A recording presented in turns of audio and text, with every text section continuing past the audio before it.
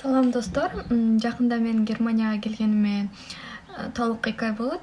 Ошого бул жакта кандай кыйынчылыктарга башында учурадым, эмнелер мага кызыктуу же кызыксыз сезилди, ошолор тууралуу бул видеодо айтып берейин деп чечтим.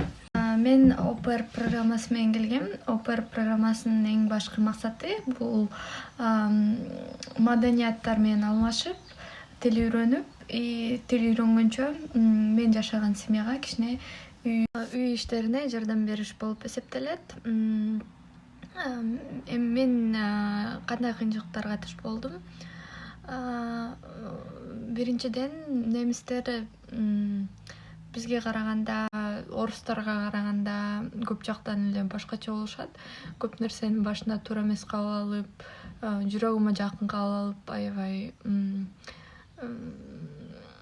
маанайым түшүп, ушундай учурлар болду. Биринчи мен учураган кыйынчылык бул велосипед тебиш болду. Велосипед тепкенди билем өзүм, бирок баланы садикке апарышым керек болчу велосипед менен. Ошондон аябай корктум. Мен өзүм жалгыз жакшы эле тебем, а бала менен кантип алып барып келем, бир нерсе болсо эмне болот деп аябай корктум. Мына ушундай прицеп бар, велосипедке уланат. Ушун эмеде бала отурат. Экинчи кыйынчылык деле эмес, өзгөчөлүк бул тамак дагы өзгөчөлүктөр. Немистер кечки тамактын ордуна нан жешет, нан менен колбаса же болбосо башкача жашылча жемиштер, сыр, ушул сыяктуу менен эле ужин кылышат. Эми башында аябай башкача болуп жүрдүм. Ужинге бир нан жеп жатып алыш мен үчүн, билбейм, мен үчүн кызыктай сезилчү. Азыр эле көнүп калдым. Бул бардык немистердин өзгөчөлүгү, даже аталышы дагы абендброд деп аталат. Вечерний хлеб, кечки нан ушинтип которулат. Ошол дагы өзгөчөлүк болду. Мисалы, бул биздин бир жолку кечки тамагыбыз. Бирок дайым эле нан жебейбиз. Кээде эт бышырышат, кээде спагетти бышырышат, ар кандай.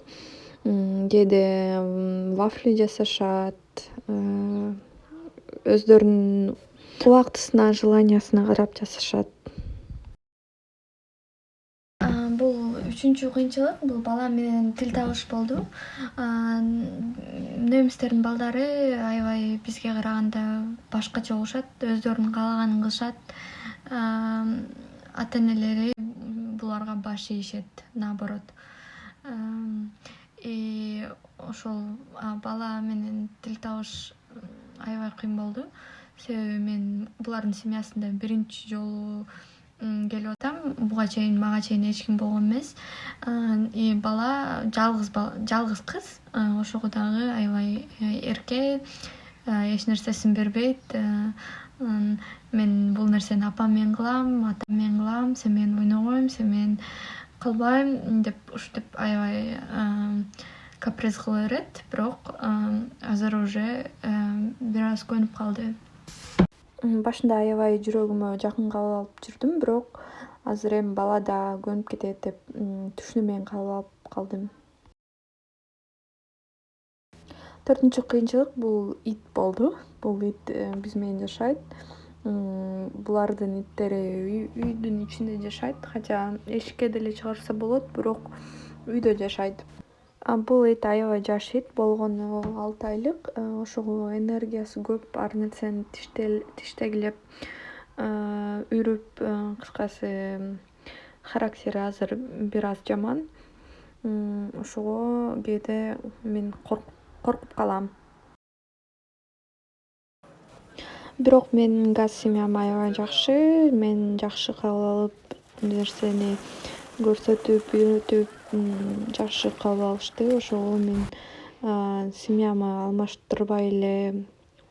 алмаштырганды ойлогон жокмун. Бош убактымда ушинтип бир жактарга барып, башка шаарларды көрүп, үйдө отурбаганга аракет кылып жатам.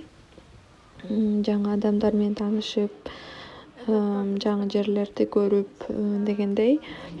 Тил жагынан кээде кыйынчылык болуп калат, бирок азыр переводчик бар, ошол менен которуп эмне деген келгенин түшүндүрсөң болот. Оңой эле тил жагынан анча деле кыйналган жокмун. Ошол. Негизинен мага азыр баары жагып эле атат. Кээде ар кандай учурлар болуп калат. Сагынып же болбосо кетким келип, бирок ушундай жакшы моменттер жаман нерселерди унутуруп коет. Ошол.